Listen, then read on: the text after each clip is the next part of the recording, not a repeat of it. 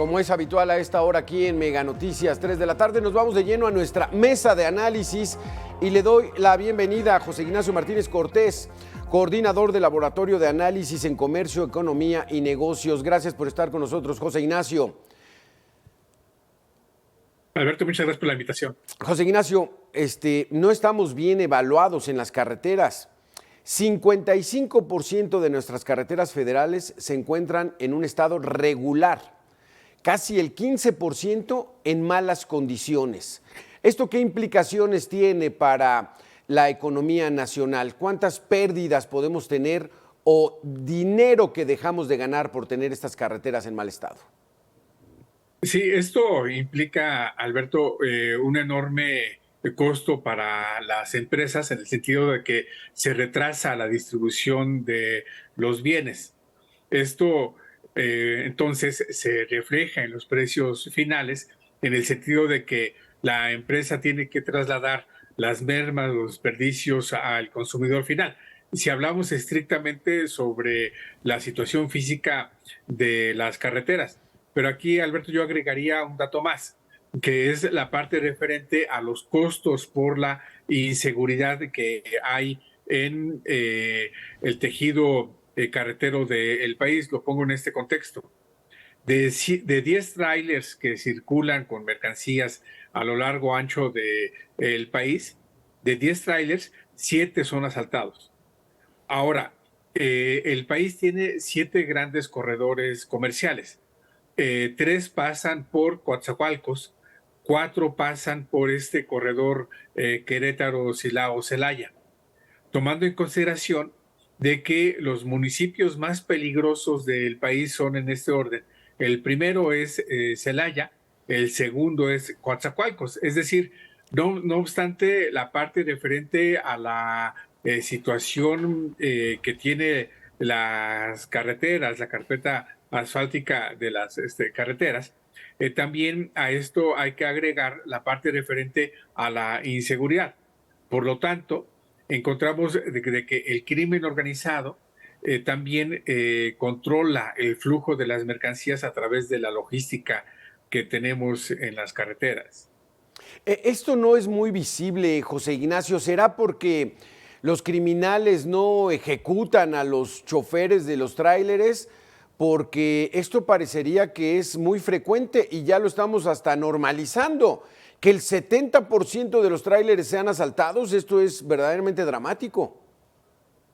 Así es. De ahí es que el cártel, el crimen organizado se ha convertido en un cártel económico, tomando en consideración que el cártel, en términos de competencia económica, es quien determina los precios de las mercancías.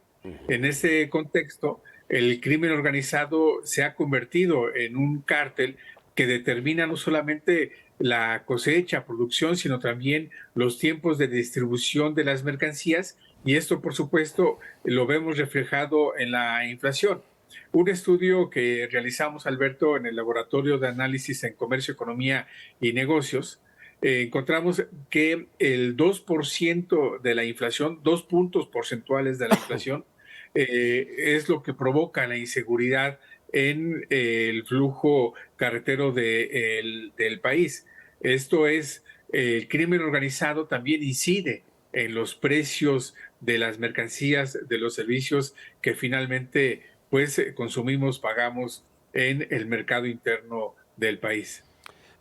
José Ignacio, deja que le demos la bienvenida a Arturo Huerta González, profesor de posgrado de la Facultad de Economía de la Universidad Nacional Autónoma de México. Arturo, además de los accidentes, de que las aseguradoras no se hacen responsables, los malos diseños de las carreteras, lo difícil que es transitar por estos corredores comerciales, como dice José Ignacio, nos enfrentamos a esta inseguridad, pero ¿qué tanto le puede pegar a la economía esta situación que al parecer la Policía Federal de Caminos, que se llamaba antes, ahora es Guardia Nacional, no pueden detener? Efectivamente, o sea, es un problema de falta de seguridad y también de falta de mejor infraestructura. La cuestión es de que el gobierno con su política de austeridad no solamente ha descuidado la infraestructura, la construcción de mejores carreteras, si bien ha aumentado el presupuesto de la Guardia Nacional, no ha generado condiciones de empleo bien remunerado, que es lo que hay que hacer para combatir la pobreza y la delincuencia. Entonces, mientras no se mejoren las condiciones de vida de la mayoría de la población, seguirá la pobreza que lleva a muchos a delinquir. Y de ahí los problemas estos de cobro de piso, de los bloqueos de las carreteras que te asaltan y demás. Y efectivamente, tanto la privatización misma de las carreteras te aumenta los costos de transporte, que te repercuten, lógico, en precios, y como a su vez lo que se señalaba el economista es los cobros que tienen que hacer, que tienen que pagar las empresas para el libre tránsito, tomando en cuenta cómo el crimen organizado se ha apoderado del control de muchas de las carreteras en el país. Oye, Arturo, porque vemos nosotros países como Europa, como los Estados Unidos, donde su transporte terrestre es muy importante, es ahí donde llevan todas las mercancías. Y vemos en Estados Unidos los freeways con estos trailers muy bien equipados, nuevos, que son los que mueven la economía interna. En México, ¿a qué nivel estamos? Mira, la cuestión es de que el gobierno, con su política de austeridad fiscal, o sea, en los 4 años que va de este gobierno, la inversión pública ha disminuido en 17%.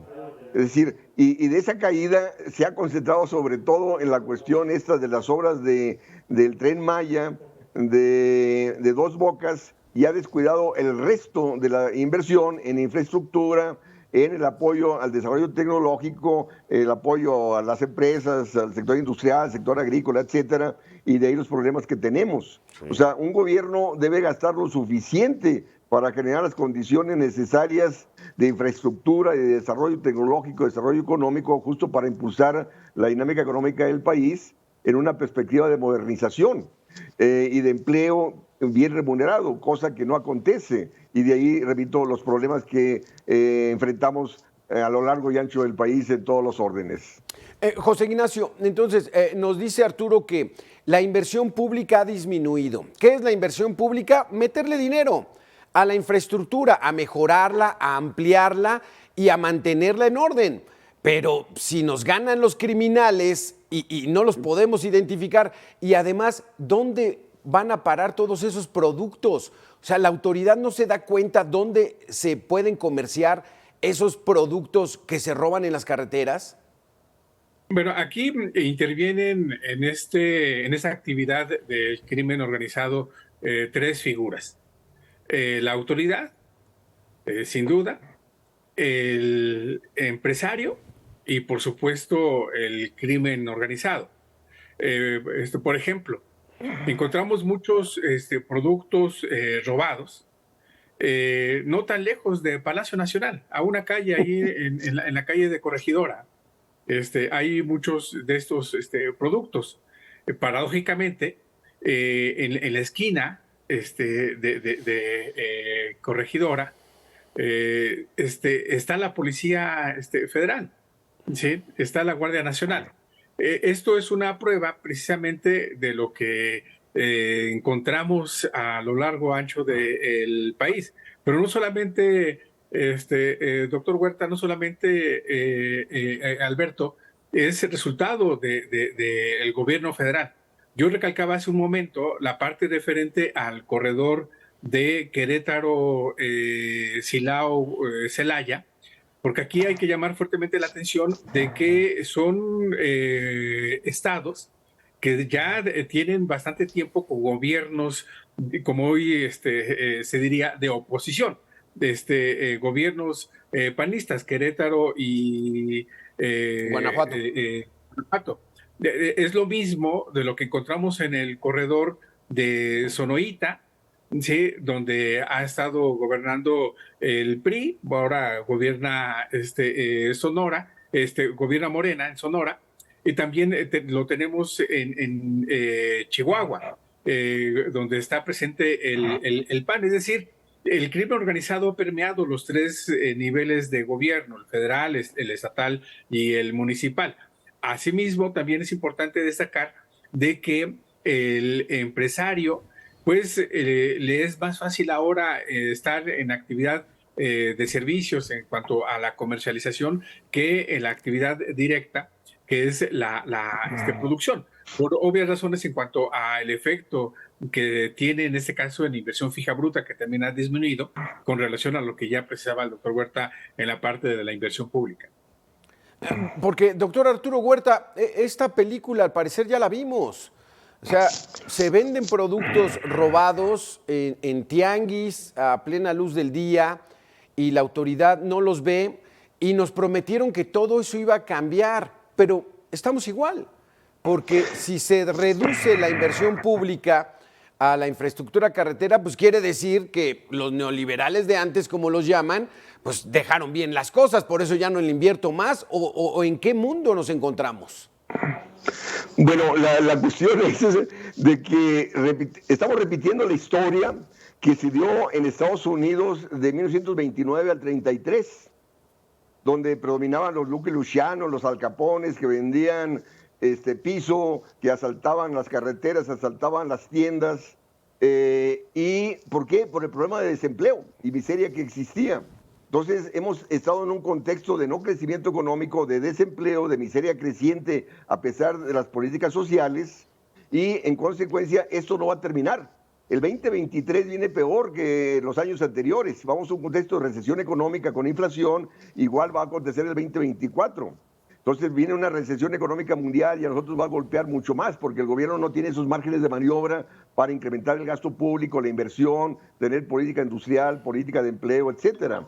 Entonces la cuestión es que si no cambia la política económica, que fue lo que hizo Roosevelt en el 33, donde puso en el centro el pleno empleo, y incrementó el gasto justo en favor de lo productivo, sí, en favor de la creación de empleo para combatir la pobreza, la delincuencia, no saldremos de esta situación. Pero ¿cómo se genera empleo, doctor Arturo Huerta? Se nos está acabando el tiempo, pero sí, ¿cómo se genera empleo? Mira, ¿Es cuestión de los empresarios, de que tengan confianza para invertir, del gobierno para apoyarlos? ¿Cómo se genera?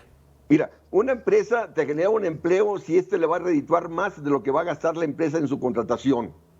En un contexto, un escenario de recesión económica, contracción económica, pues no te va a invertir, no te va a generar empleo, porque va a vender menos en la recesión que se viene. Entonces, el único que puede generar empleo si viene del lucro es el gobierno, y para eso el gobierno tiene que gastar en generar empleo, y su política de austeridad fiscal se lo impide. Entonces tiene que dejar de lado la política de austeridad fiscal y atender los propósitos nacionales de empleo y crecimiento económico, que no pasa por la mente de la gente que nos gobierna. Qué barbaridad, qué situación y sobre todo estar prevenidos, porque José Ignacio Arturo Huerta, el 2023 viene muy complicado, no para el gobierno, no para los empresarios, para todos en este país. Muchísimas gracias por haber estado con nosotros, José Ignacio Martínez Cortés, Arturo Huerta, gracias. Saludos, José Ignacio, saludos, Alberto, muchas gracias. Hola, doctor, nos vemos. Ya lo vemos, hay que tener mucha prudencia porque la cuesta de enero puede ser de febrero y hasta junio, así que modérese en sus gastos, en sus compras, no se endeude mucho y si lo hace, que tenga la posibilidad de cubrir esos montos. Con este tema y mucho más regresamos en 2 minutos.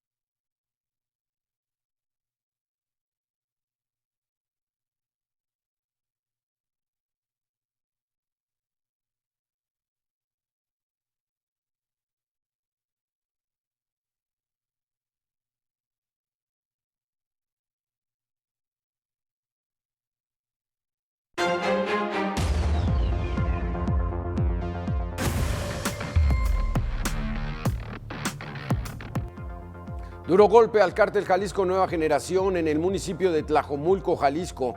Fue detenido Antonio Oseguera Cervantes, Tony Montana, hermano de Nemesio Oseguera, el Mencho, líder del grupo criminal. Durante el operativo fueron aseguradas varias armas, cargadores, droga y vehículos. El detenido y lo asegurado fueron puestos a disposición de las autoridades.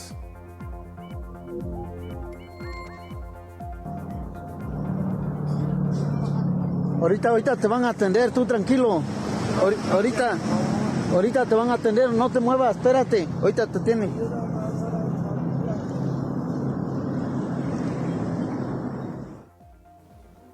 Fatal accidente en la autopista México-Puebla. Un autobús de pasajeros cayó a un barranco de 40 metros de profundidad, ahí lo vemos en las pantallas.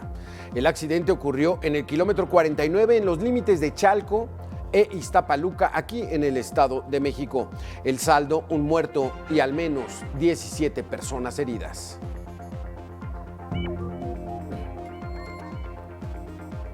La 10ª cumbre de líderes de América del Norte se realizará aquí en la Ciudad de México del 9 al 11 de enero del 2023. El canciller Marcelo Ebrard presentó la agenda para el evento. El presidente de los Estados Unidos, Joe Biden, llegará el 9 de enero para reunirse con su homólogo mexicano. Un día después, en Palacio Nacional, una reunión trilateral junto con el primer ministro de Canadá, Justin Trudeau. Y el 11, reunión bilateral México-Canadá. El objetivo central, como ya expliqué, será el combate a la pobreza y lograr una distribución más igualitaria de los recursos en las Américas a partir del fortalecimiento de las relaciones comerciales y de todo tipo en el continente. Esto también para mantener a América del Norte como la principal potencia económica a nivel global, lo que permitiría establecer nuevos vínculos con el resto del continente basados siempre en el respeto mutuo. El Consejo Político Nacional del PRI avaló la permanencia de Alejandro Moreno Alito al frente del Revolucionario Institucional hasta el 2024. La maniobra política del campechano fue rechazada por miembros de su partido, quienes consideraron la reforma a sus estatutos un golpe a la militancia. Instaron al líder priista a honrar su palabra y abandonar la dirigencia en el 2023, tal y como estaba establecido en sus estatutos.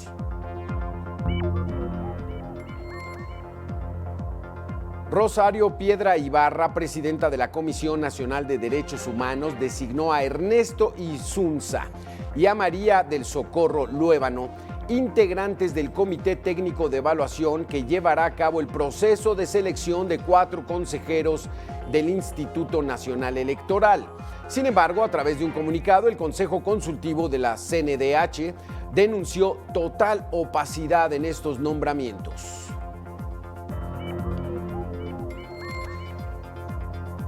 Las esferas navideñas son toda una tradición en México. En el municipio de Chignahuapan, Puebla, cientos de artesanos dedican todo el año a la creación de estos adornos navideños. Algunos son producto de su creatividad y talento, otros más son elaborados sobre diseño.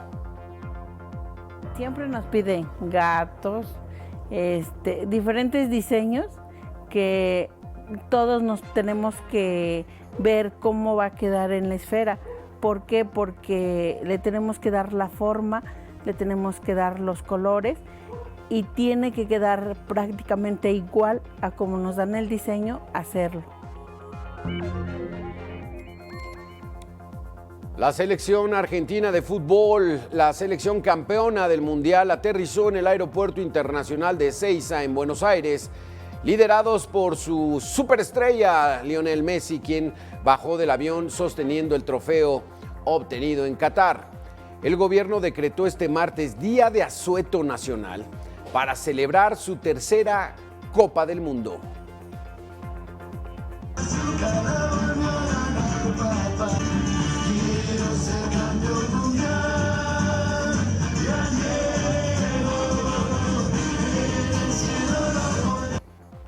Ahí los campeones que paralizaron prácticamente todo el país y la ciudad de Buenos Aires dicen que Más de 5 millones de personas estuvieron ahí en el recorrido, que por cierto se tuvo que suspender porque se les estaba saliendo de control. Hasta aquí este espacio de información. Le doy la bienvenida a Mitzi Cordero de Jalapa para el Mundo. Mitzi, ¿qué vamos a tener contigo? ¿Qué tal, Alberto? Muy buenas tardes. Oye, sí, Lionel Messi tuvo que ser extraído básicamente en helicóptero de esa celebración porque se les estaba saliendo de control, pero no es para menos, son campeones de campeones. Gracias, Alberto. Vamos a seguir hablando sobre el tema de carreteras, pero enfocado a los operativos que se implementan en estas temporadas vacacionales. Estamos plenamente en una y pues el dato concreto es que se incrementan los accidentes. ¿Por qué se incrementan esos accidentes y qué es lo que se implementa precisamente en estos días?